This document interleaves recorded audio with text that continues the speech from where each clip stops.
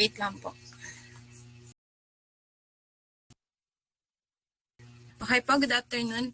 Before I start, let me introduce myself. I am Altesa Marisa Artagbaco, and I will be discussing about why and how managers plan. This is the topic under planning, processes, and techniques. Okay.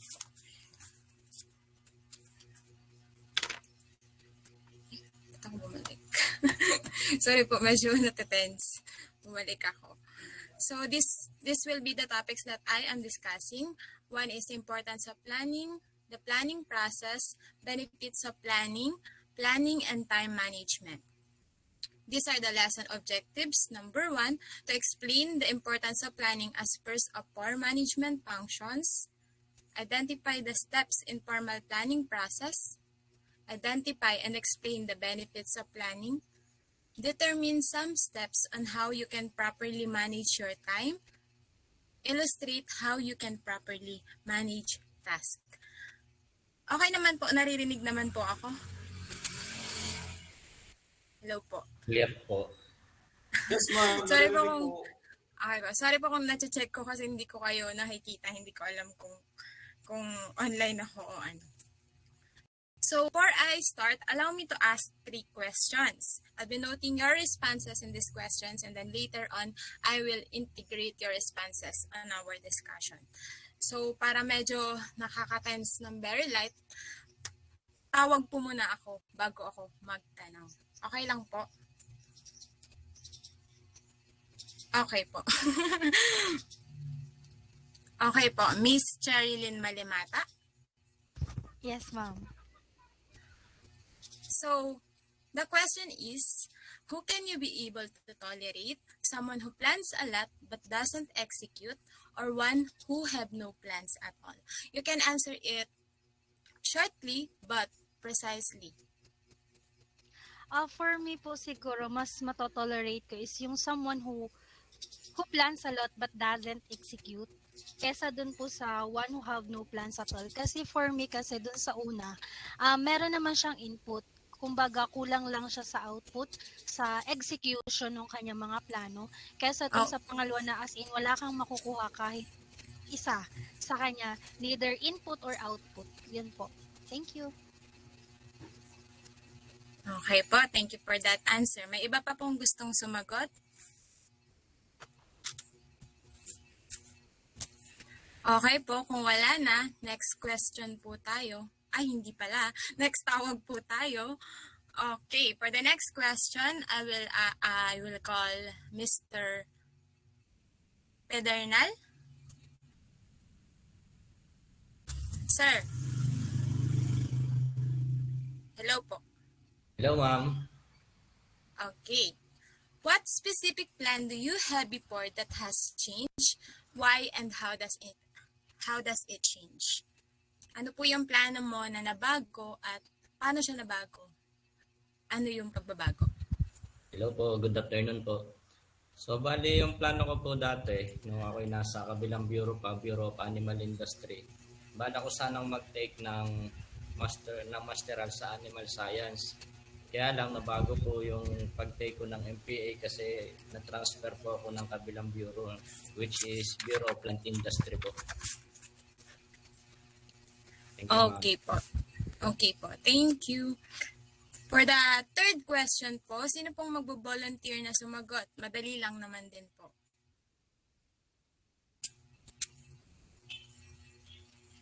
Okay. Tawag na lang po ako. Sir Dran Red. Sir? Hello, ma'am. Okay, for the third question, the scenario, you have an OT for your enabling job, a side hustle, and an MPA output due on weekends. Which will you do first?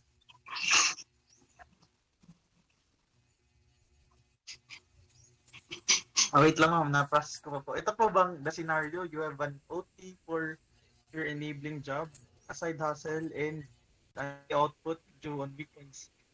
Which will you do first? Yes, sir. So, actually po na experience ko na ito before. So ang siguro kong ang ginawa ko ho ay kung alin ho yung mas kailangan ng urgent na action, kung alin ho yung dapat mauna.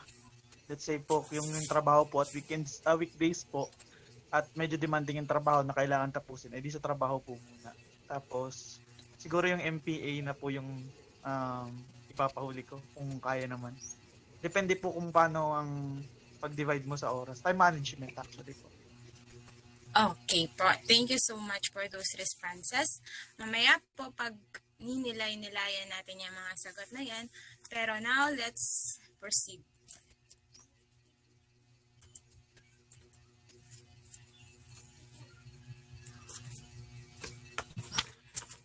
Be it personal or organizational, we have objectives. In personal, in these times of social media, we see a lot of posts online that sometimes we hope too that we reach the same goals as them. The same is true with organizations. This is the same reason why there's pressure. Di ba po, sobrang dami nating nakikita. Ito rin yung mga dahilan kung bakit tayo na-pressure at nadadali-dali tayo sa mga ginagawa po natin.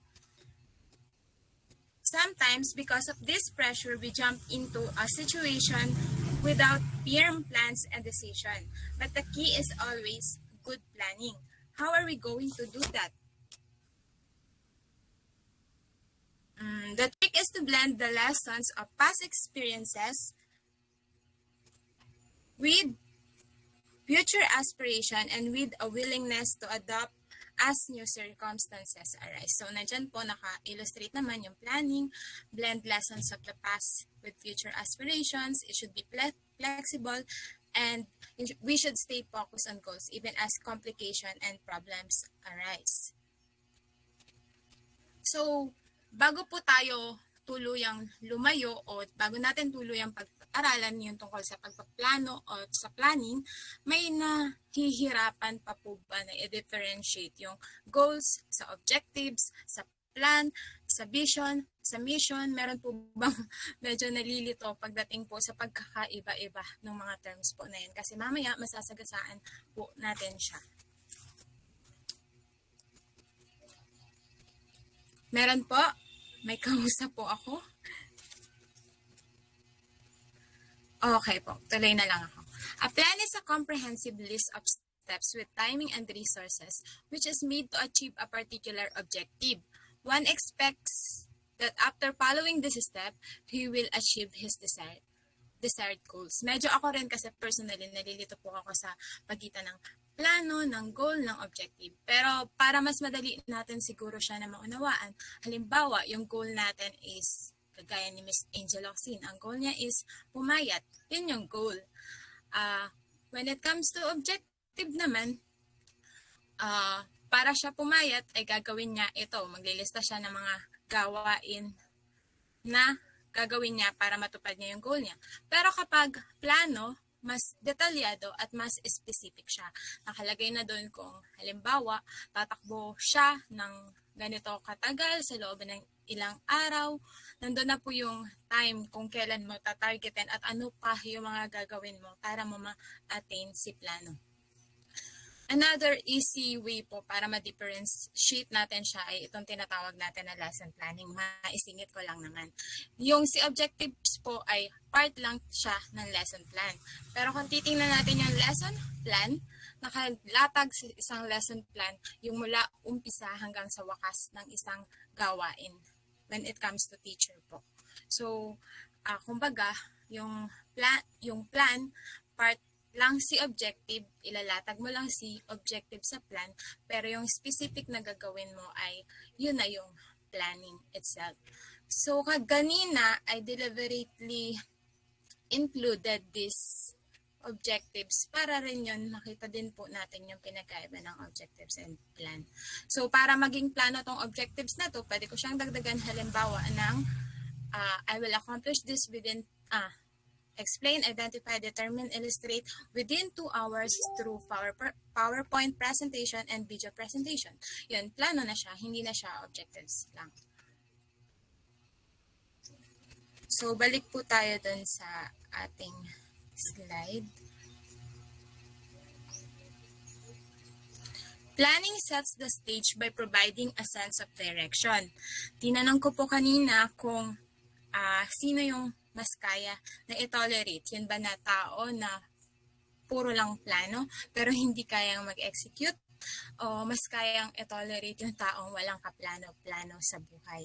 Pagdating sa personal, mas okay o mas kaya natin na i-tolerate yung mga tao na kulang sa execution. Kasi nga, sabi nga ni Ma'am Cherilyn, at least meron tayong input na nakuha sa kanila. Halimbawa po, jowa mo yan.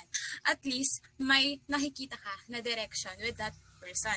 Pero kung as in walang-wala ka talaga na naririnig o na kukut-kot sa kanya, so parang mas bad trip naman po yun, 'di ba po? Pero pagdating sa organization, parehas bad trip kapag yung boss mo o yung manager mo halimbawa, walang klarong plano, wala dun sa dalawa yung pwede mong i-tolerate. It is a process of setting objectives and determining how best to accomplish them. Nabanggit ko na po kanina na objectives, pero may kasama siya na paano mo magagawa yung mga layunin mo na yun. A manager must determine what the organization's goals are and how to achieve those goals. Much of this information will come directly from the vision and the mission of the company. Siyempre, pag nagplaplano naman po, lagi siyang nakaangkla sa vision and mission nung kumpanya o be it in private or in government, nakaangkla siya sa vision and mission. Medyo broad yung vision and mission, pero syempre, pag nagpaplano, mas detailed siya. Pero mamaya din po, madidiscuss naman yan ng next reporter, yung pinagkaiba ng mula strategic planning down to the operational planning. So, yan po. This is the management function. Sabi po dito, and this is the planning. There are 4 management functions. Planning, organizing, leading, and controlling. Medyo napahapyawan na po yan ni Sir Raymond kagahapon. When planning is done well daw, it creates a solid platform for other organization functions. So, kailangan maayos po yung pagpaplano natin. Nakalatag na ng maganda yung mga plano natin para when it comes to other management function, madali na lang siya. When it comes to organizing, yung mga activities, resources, mga tao na kailangan para ma-accomplish natin yun, matutumbok natin ng mas maayos. Tapos sa leading, managing, and motivating people, kapag maganda yung plano mo, syempre,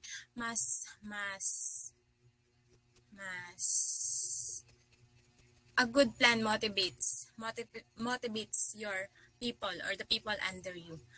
Controlling naman po, syempre kapag hindi ka makakapag-evaluate ng activities mo kung wala yung plano na babanggaan. So, dapat talaga, dito pa lamang sa plano, solid na siya o maganda na po siya. 5 basic steps in planning. Meron po tayo dito sa gilid na guide natin para alam natin kung nasaan na po tayo para alam nyo kung hindi tayo naliligaw o ano. Number 1, define your objectives. Identify desired outcomes or result in very specific ways. Know where you want to go. Be specific enough that you will know you have arrived when you get there, or know how far off the mark you are at various points along the way. So, define your objectives. Ang keyword po, specific desired outcomes. Number 2, determine where you stand vis-a-vis objectives. Evaluate current accomplishments relative to the desired result. Know where you stand in reaching the objectives. Know what strengths work in your favor and what weaknesses may hold you back. Siyempre, kapag nagpaplano naman, hindi naman siya ending na. Halimbawa, at the school level, nagplano kayo about the modular distance learning. Tapos na siya kapag nagplano ka at the start of the class. Siyempre, while you are implementing the plan, halimbawa pagdating sa teaching and learning process nitong bata in the modular distance learning, may mga gagawin ka pa rin na pag-check kung nasusunod ba si plano para rin na-adjust mo siya o nalalaman mo kung gaano ka nakalayo doon sa ano na yung nararating mo pagdating doon sa objectives na yun in your plan. Number 3, or yan po, keyword, evaluate current accomplishment relative to desired result. Number 3, develop premises regarding future conditions. Anticipate future events, generate alternative scenarios for what may happen, identify for each scenario things that may help or hinder progress toward your objective. Parang dito po sa number 3 steps in planning, papasok naman po yung discussion din last or kahapon, which is, di ba po, merong mga managers na problem seekers. Kapag you are creating the plan, you are planning, hindi ka pwede na optimistic ka o lahat na nakikita mo ay yung magaganda at posible lang na mangyari. Siyempre, anticipate mo din yung along the implementation of the plan, ano kaya yung mga kakaharapin ng mga tao na involved. Halimbawa po sa organization, balik tayo dun sa example when it comes to modular distance learning. Mula po dun sa department, inutos or ibinaba na ito yung mode of teaching pagdating sa mga bata ngayong pandemic through modular nga, modules, pamimigay ng modules. So, Doon pa lamang, pagdating po naman sa lower level, dun sa mga division level, syempre isipin nila ano kaya yung possible na ma-encounter namin while doing this. So mula doon, pwede silang mag-generate ng mga pwede pang gawin para doon sa specific na scenario na yan. Halimbawa po, iba-iba ng atake na ginawa yung mga per division when it comes to modular distance learning. May iba-iba sila na ginawa, kagaya meron pong mga nag-hire ng mga para-teachers na tinatawag. Meron pong mga mobile schools na tinatawag. Meron naman pong kagaya dito sa Division of Marinduque, ang ginawa naman nilang anong tawag dito? Technique para mapatuto yung ibang o maabot yung mga ibang mga bata na malalayo is through putting knowledge source o ito po yung mga volunteers na pwede na mag-aid dun sa mga bata na medyo mahihirapan when it comes to modular distance learning na hindi na maaabot ng mga teachers sa dami din naman ng mga hawak at mga load. So yun, kaya sila nag-come up sa mga ganon, although ang sinabi lang naman in this times of pandemic ay yung parents, yung co-teachers ng mga bata, kaya sila nag-come up sa mga ganun kasi syempre nakita na rin siguro nila na hindi naman lahat ng bata ay may kasama na magulang or hindi naman lahat ng mga magulang ay capable magturo o kahit na halimbawa nandyan yung parents, may mga tanong at may mga tanong pa rin ang mga parents at hindi lahat ay kayang i-accommodate ng mga advisors and subject teachers. So yun yung example po dun. Keyword, problem seekers or being pessimistic. Number 4, analyze alternatives and make plan. List and evaluate possible actions. Choose the alternative most likely to accomplish your objectives. Describe what must be done to follow the best course of action. Kanina din po, tinanong ko kung ano yung halimbawa ng plano na hindi natupad at nagbago. Sinagot po yun ni Sir Pedernal na dati plano niya na mag-teach siya ng masters for this, pero dahil nilipat siya ng trabaho, MPA na lang po yung kinuha niya. So, I believe isa lang naman yung big plan ni Sir dito na which is para iangat yung professional growth and yung trabaho din niya. Kumbaga, kahit nagbago naman yung plan niya, tinutumbok pa rin naman niya yung big plans niya na yun ay yung professional growth, professional development or promotion. Tumbok mo pa rin naman, medyo nagbago lang. Pagdating sa mga organizations natin, may mga ginagawa din tayo na hindi nasusunod yung mga plans natin o kaya naman po may mga plans tayo na nakaset pero may mga plan B tayo na tinatawag. Na dapat lagi naman ganun kahit sa mga simple activities. Halimbawa may graduation.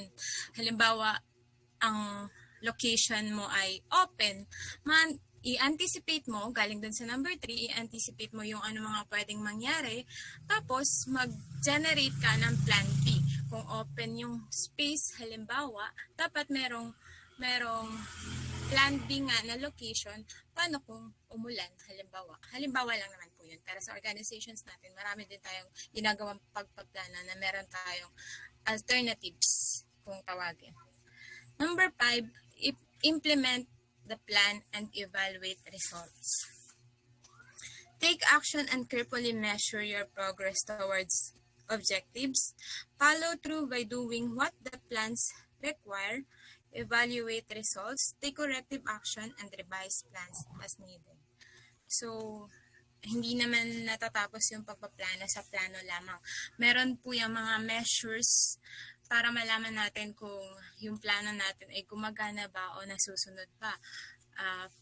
Marami siyang halimbawa.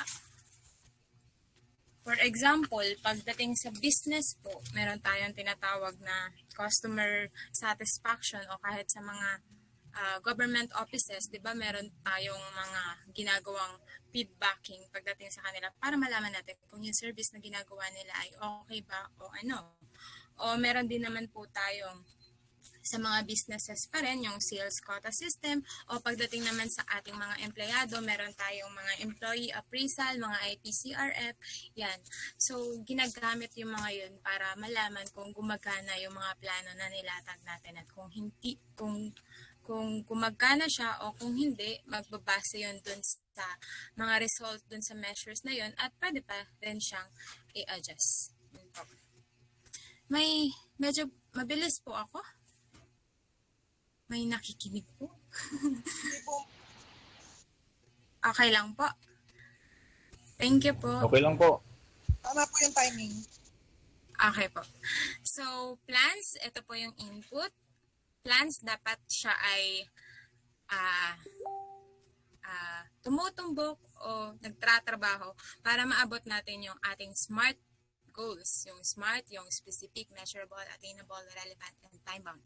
Stretch goals. Mamaya aalamin natin kung ano yung stretch goals na yan kasi kakarinig ko pa rin lang po niya stretch goals na yan. So, plans daw should be implemented. Siyempre, pag yung plano hindi in-implement, kagaya nung nabanggit ka kanina ni Ms. Sherilyn, kung hindi siya na-execute, wala din naman siyang kwenta. It's an ongoing process, nabanggit ko na rin po kanina. Hindi porke nagplano at the start of the year or at the start of the week or at the start of the day, end na siya. Meron pa din tayong mga ginagawang adjustment depende sa results po ng ating plan. Benefits sa planning, balik po tayo dun sa stretch goals. Sorry po. Stretch goals.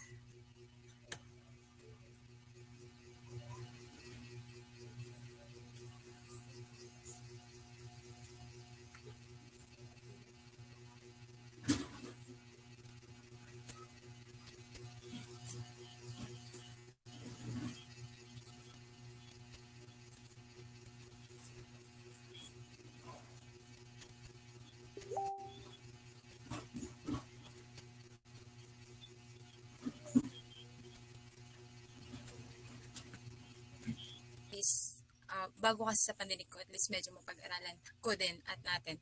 So, dapat daw po yung plans ay nagtratrabaho para dun sa ating pinakang goal po talaga. Pero pwede rin naman na meron tayong trinatrabaho o pinaplano for stretch goals. Yun nga lang, may downside siya kasi kung halimbawa, yung stretch goal kasi aims to develop new ideas. For example, for a business or for a company, yun nga lang, baka kakatrabaho o kakaisip ng mga empleyado for that stretch goals para makaambag sila for that. Baka maiwan natin itong pinakang goal talaga ng ating organization. Yun po yung tungkol dun. Siningit ko lang naman po. So, benefits sa planning. Number 1, it improves focus and flexibility. Wait lang po. Good planning improves focus and flexibility, both of which are important for performance success. An organization with focus knows what it does best, knows the needs of its customers, and knows how to serve them well. An individual with focus knows where he wants or she wants to go in a career situation and in life overall. An organization with flexibility is willing and able to change and adapt to shifting circumstances without losing focus, and it operates with an orientation toward the future rather than the past. An individual with flexibility adjusts career plans to fit new and developing opportunities. So, balik po tayo dun sa example ko kanina, tungkol pa rin sa pasensya na po kayo kung yun yung example ko kasi syempre yun yung organization ko. When it comes to modular distance learning nga po, focus and flexibility, naging flexible yung department kasi alangan naman na on a different situation, pandemic, parehas pa rin yung gagawin na, parehas pa rin yung mga gawain, parehas pa rin yung pagpaplano, iba na yung sitwasyon. So yun, dapat maging flexible. Yung traditional setup na nasa classrooms, ginawang biglang homeschooling or bata sa bahay, yung ganon. And focus, improve focus. Kahit na may kakaibang sitwasyon, yun nga po na pandemic, kailangan tumatrabaho pa rin tayo o nagpaplano pa rin tayo para yung ating goal o yung goal ng organization natin ay gumagalaw pa rin o nagagawa pa rin. Flexibility to change and adapt to shifting circumstances, yun na po. Improves action orientation. Planning focuses our attention on priorities and helps avoid the complacency trap. Simply being carried along by the flow of event. It is a way for people and organizations to stay ahead of the competition and become better at what they are doing. Planning keeps the future visible as a performance target and reminds us that the best decisions are often those made before events force problems upon us. Good planning makes managers more result-oriented, priority-oriented, advantage-oriented, change-oriented. Balik po tayo. Ang ligalig ko po, pasensya na po, natitense po ako.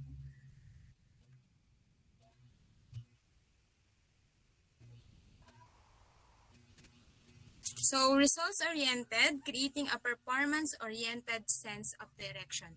Siyempre, dahil nagplano ka na, kaya ka nagpaplano kasi may resulta ka na tinitingnan. So, ang epekto ng pagpaplano na yun, syempre, yung mata mo, nandun na sa, kumbaga, layunin mo, nakatingin ka na dun, hindi ka maliligaw. Sabi nga, it sets the direction. Priority-oriented, making sure that the most important things get first attention. Alam naman natin, syempre, kung ano yung priority dun sa ating plan, syempre, yun yung uunahin, priority nga. Advantage-oriented, ensuring that all resources are used to best advantage. Syempre, when it comes to planning, sa pagpaplano, lahat ng halimbawa, ikaw yung medyo manager or ikaw yung medyo boss. Lahat ng unit under you ay gumagalaw. So, lahat ay kailangan na na-utilize. Ganon din naman pagdating sa mga resources na meron tayo. Kung ano yung mga resources na ma-employ natin dun sa gawain natin, gagamitin natin. Change-oriented, anticipating problems and opportunities so they can be best dealt with. Another benefits of planning is improves coordination and control. The individual groups and subsystems, hindi ko mabasa. Sinasabi lang naman po dito, yung nabanggit ko kaganina, yung lahat in that organization ay gumagalaw o nagtatrabaho ng sabay-sabay. So yung plano may maganda siyang epekto kung maganda nga yung plano na yun. Alam ng bawat units kung ano yung mga gagawin nila. Halimbawa sa isang organization, iba yung gawain ni HR, iba yung gawain ni Curriculum Implementation Division, iba yung gawain ni Cashier. Lahat sila nagagawa nila yung iba't iba nilang gawain at within that offices may iba't iba din silang plano, pero lahat sila ay tumutumbok lamang dun sa isang malaking plano, which is that is the goal of the organization, kung ano man po yung organization na yun. So, doing many different things at the same time facilitates control. Planning facilitates control.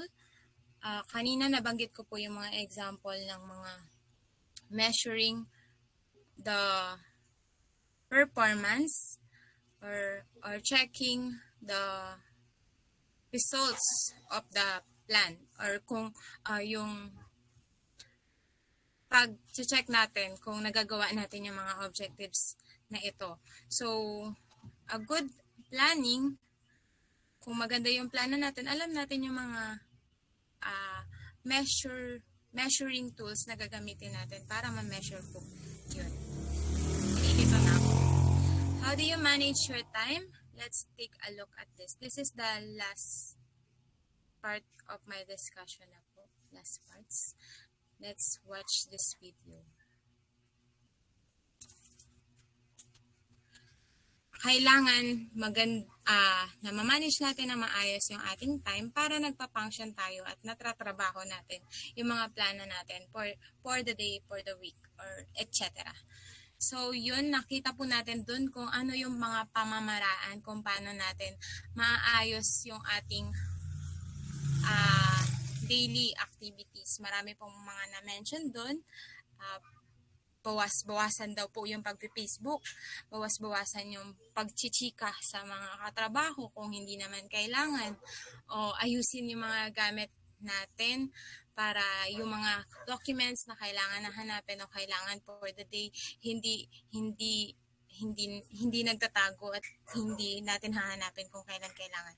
Medyo guilty po ako dito sa time management, lalo na before the pandemic na hindi ako ganun ka okay mag-manage ng time. Pero good thing yung pandemic, tinuruan niya ako na i-maximize lahat ng oras na mayroon ako, and lalo na ngayon na masyado na tayo at ako din na maraming ginagawa, mas natututunan ko na siyang i-manage. May iba pang pamamaraan kung paano natin mamamanage yung time natin. Kagaya niyan, masyado tayo natutok sa cellphone. One way na we can do, halimbawa sa Facebook po, meron sa Facebook settings natin na pwede nating i-set up yung minutes lang, kung ilan lang yung minutes na i-allocate mo para dun sa app na yun, mga ganun, yung mga simpleng activities natin, marami siyang magagawa para hindi din tayo po mag-cramming. Here's additional or another video. Ito naman is kung paano natin mamamanage yung, sorry po, yun na pala yun. Ito, kung paano po natin mamamanage naman ng maayos yung ating task. Hindi ko pala siya na-edit. So, dito naman po, pinakita yung, hindi ko nga po na-edit, how do you manage your task properly.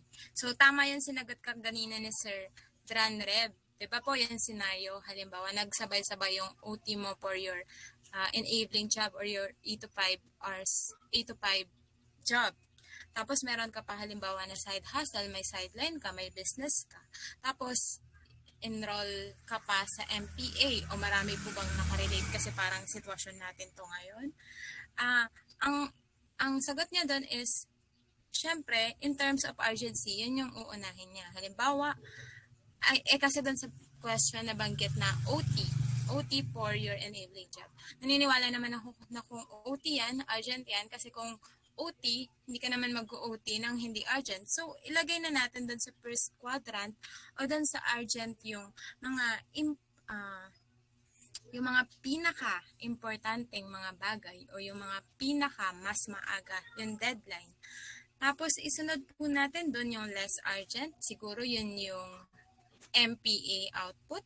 Kasi sinabi naman doon due on weekends. Halimbawa kung Friday naman yan, tapos Saturday naman yung output, di uhuli mo na siya, unahin mo na yung OT mo mamaya. Ganon. Tapos, last important, syempre yung business, ilagay natin halimbawa dyan, kung kaya mo naman siya na i-delegate sa iba, i-delegate mo na lang siya sa iba. At ang pinaka-importante doon, wag nang gawin o wag mo nang gawin yung mga bagay na hindi naman kailangan. Halimbawa, panood ng K-drama, isang tabi na muna natin yun. Pag-Facebook, isang tabi na muna natin yun. Pwede naman natin siyang gawing reward sa mga sarili natin once na na-accomplish na natin yung ating mga task. So, yun po yung tungkol sa managing your task properly. I believe naman na kahit hindi siguro tayo pamilyar dito sa quadrant na to, ito na rin yung mga sinusunod natin. Lalo na on a busy schedule at napakamaraming mga deadlines. So, yun. Other time management tips. To say no to requests that divert you from what you really should be doing. Don't get bogged down to details that you can address later or leave for others. Siyempre, kung may mas importante, wag na muna nating i-entertain yung mga bagay na may kaya namang iba na sumagot, may kaya namang iba na tumulong, yung mga ganun po. Do you have a system for screening telephone calls, emails, and requests for meetings?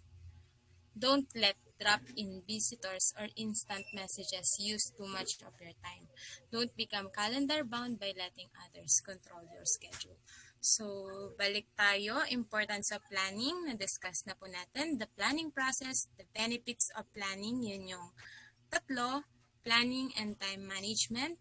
And I will leave you with a good plan implemented today is better than a perfect plan implemented tomorrow. Kahit na hindi yan masyadong maganda, ma-revise at ma-adjust pa naman natin, i-implement na natin kesa isang tabi natin ng isang tabi hanggang sa mamukat na lang tayo, hindi pala natin na-execute.